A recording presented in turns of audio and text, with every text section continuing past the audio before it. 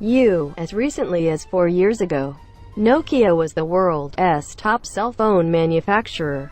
Yet, the Lumia 830 marks the end of an era. It's the last Nokia phone ever.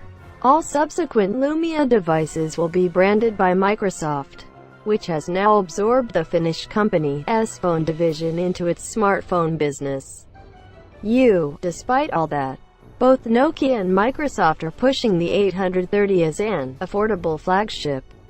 Affordable, because it sacrifices a few things to keep the price of entry attractive.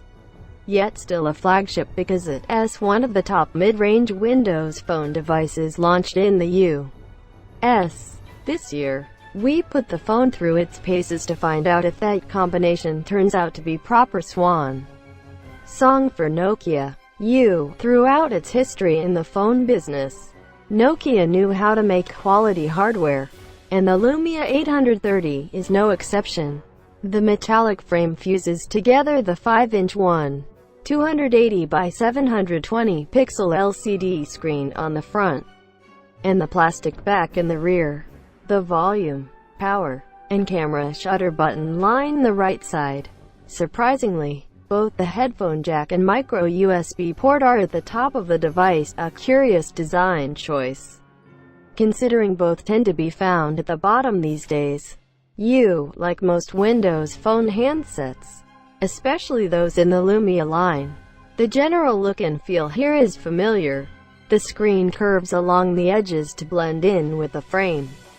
The 3 touch-sensitive buttons retain their familiar places at the bottom, and the front-facing camera is in its predictable spot in the top right. Impossible to miss on the back.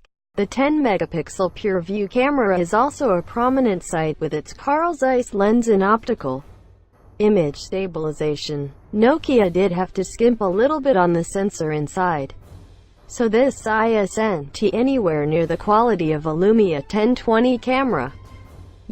Take the back off, and you have a removable 200 mAh battery that is also Qi wireless enabled, plus the SIM card and micro SD slots. The latter can handle up to 128 GB, making for significant expansion from the 16 GB internal storage out of the box. Overall, I like the design of the Lumia 830.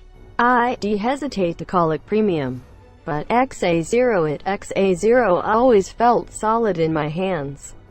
With phones getting larger and larger these days, the last Nokia came out just right.